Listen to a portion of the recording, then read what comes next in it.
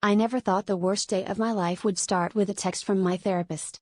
My heart was already pounding because I'd finally decided I needed to come clean to my girlfriend about my affair, nothing dramatic, just a terrible slip with a coworker and weeks of lying.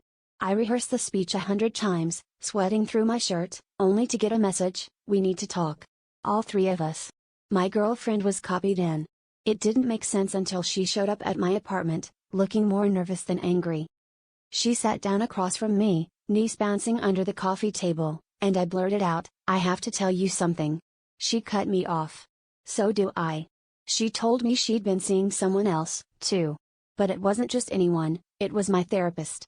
I laughed because it sounded insane, but the way she looked down, twisting her ring, told me it was true.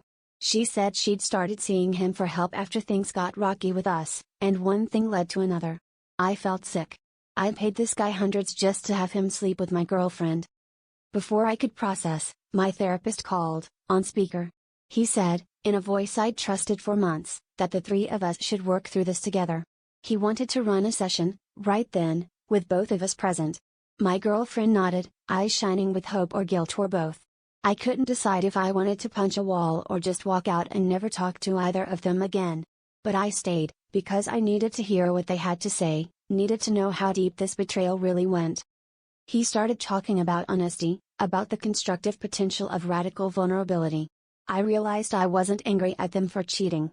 I was angry because I'd never let myself be honest about anything, not with her, not with myself. As the session spiraled into confessions and accusations, I saw the truth. I didn't want either of them. I just didn't want to be alone with myself.